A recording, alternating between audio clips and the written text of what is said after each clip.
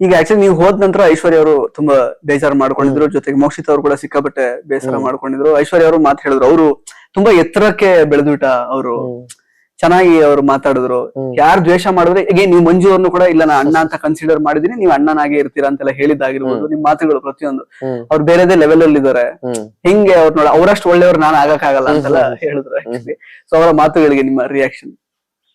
ನಾನು ತುಂಬಾ ಚೆನ್ನಾಗಿ ಅರ್ಥ ಮಾಡ್ಕೊಂಡಿದ್ದಾರೆ ಅನ್ಸುತ್ತೆ.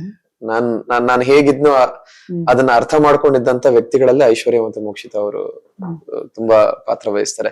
ಯಾಕಂದ್ರೆ ನಾನ್ ಯಾವ ತರ ಇದ್ನೋ ಅದನ್ನ ತುಂಬಾ ಉಲ್ಟಾ ಮಾಡಿ ನಾಮಿನೇಷನ್ ಗೆ ರೀಸನ್ಸ್ ಕೊಡ್ತಾ ಇದ್ರು. ನಾನು ನಾಮಿನೇಷನ್ ಎಲ್ಲ ಆದ್ಮೇಲೆ ಚಿನ್ನ ಅಂತ ಚೆನ್ನಾಗಿ ಮಾತಾಡ್ಕೊಂಡ್ ಬರೋರು. ಬಟ್ ನಾಮಿನೇಷನ್ ಅಂತ ಬಂದಾಗ ನಾನು ಇರೋದನ್ನೇ ತುಂಬಾ ಉಲ್ಟಾ ಮಾಡಿ ರೀಸನ್ಗಳು ಕೊಟ್ಟಂತ ವ್ಯಕ್ತಿಗಳು ಮನೇಲಿದ್ದಾರೆ. ಬಟ್ ನಾನ್ ಆಕ್ಚುಲಿ ಏನು ಅಂತ ಅರ್ಥ ಮಾಡ್ಕೊಂಡಿದ್ದು ಅವರಿಬ್ರು. ಸೊ ಅವರಿಬ್ರು ಆ ಮಾತುಗಳಾಡಿದಾಗ ತುಂಬಾ ಖುಷಿ ಆಗಿತ್ತು ನನಗೆ. ಆಕ್ಚುಲಿ ಎಮೋಷನಲ್ ಆದ ಅದನ್ನ ನೋಡ್ಬಿಟ್ಟು ನಾನು. ಕರೆಕ್ಟ್. ಇನ್ನು ಶಿಶಿರ್ ಅವರು ಯಾವುದೇ ವಿಷಯದಲ್ಲೂ ಕೂಡ ಇನ್ಸೆಕ್ಯೂರ್ ಆಗಿದ್ದು ಅಥವಾ ತುಂಬಾ ಅಫೆಂಡ್ ಆಗಿದ್ದು ಆ ತರದ್ದೆಲ್ಲ ನಾವು ಜಾಸ್ತಿ ನೋಡ್ಲಿಲ್ಲ. ಅಂದ್ರೆ ಏನೋ ಅಫೆನ್ಸಿವ್ ಆಗಿರೋದು ಕೆಲವು ವಿಷಯ ಗೊತ್ತಾದಾಗಲೂ ಕೂಡ ಆ ಮೂಮೆಂಟ್ ಅಲ್ಲಿ ರಿಯಾಕ್ಟ್ ಮಾಡ್ತಿದ್ರಿ.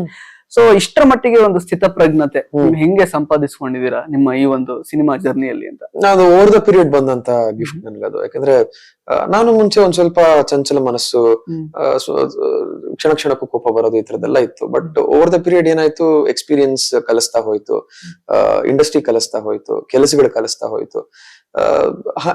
ಈ ಒಂದು ಕ್ಯಾರೆಕ್ಟರಿಸ್ಟಿಕ್ ಬರೋದಕ್ಕೆ ತುಂಬಾ ಕೆಲಸ ಮಾಡಿದೀನಿ ನಾನು ತುಂಬಾ ಮೋಲ್ಡ್ ಮಾಡ್ಕೊಂಡಿದ್ದೀನಿ. ಸೊ ಆ ಮೋಲ್ಡ್ ಮಾಡ್ಕೊಂಡಿದ್ದಕ್ಕೆ ನಾನು ಕ್ಯಾಪ್ಟನ್ಸಿ ವಾರ ಅಷ್ಟು ಚೆನ್ನಾಗಿ ಹ್ಯಾಂಡಲ್ ಮಾಡಕ್ ಆಗಿದ್ದು ಅಂತ ನನಗೆ ಇವತ್ತಿಗೂ ಹೆಮ್ಮೆ ಇದೆ. ಅಂಡ್ ನಾನು ಯಾವಾಗ ಡೋಂಟ್ ಕೇರ್ ಆಟಿಟ್ಯೂಡ್ ನನ್ನನ್ನು ಅಳವಡಿಸ್ಕೊಂಡು ನಾನು ತುಂಬಾ ಚೆನ್ನಾಗಿರೋದಕ್ಕೆ ಶುರು ಮಾಡಿದೆ ಹೊರಗಡೆ ಪ್ರಪಂಚದಲ್ಲಿ. ತುಂಬಾ ಜನ ಮಾತಾಡೋರು ನನಗೆ ಗೊತ್ತಾಗ್ತಾ ಇತ್ತು. ತುಂಬಾ ಜನ ಬಂದು ಹೇಳೋರು, ಮಗ ಹಂಗ್ ಮಾತಾಡದಂತೆ, ಮಗ ಹಿಂಗ್ ಮಾತಾಡದಂತೆ. ಮಾತಾಡ್ಲಿ ಬಿಡುಗರು, ಅವ್ನು ಮಾತಾಡ್ಕೊಂಡು ಅಲ್ಲೇ ಇರ್ತಾನೆ, ಬಾ ಕೆಲಸ ಮಾಡ್ಕೊಂಡು ಬೆಳೆಯೋಣ ನಾವು. ಹಿಂಗೆ ಇದ್ದಿದ್ದು ನಾನು ಮನೆ ಒಳಗೂ ಹಂಗೆ ಇದ್ದಿದ್ದು. ಅವ್ನ್ ಮಾತಾಡದ್ನ ಆ ಮೂಮೆಂಟ್ ಫ್ರಸ್ಟ್ರೇಟ್ ಆಯ್ತು, ಅವ್ನು ಗೊತ್ತಾಗಂಗ್ ರಿಯಾಕ್ಟ್ ಮಾಡಿದೀನಿ.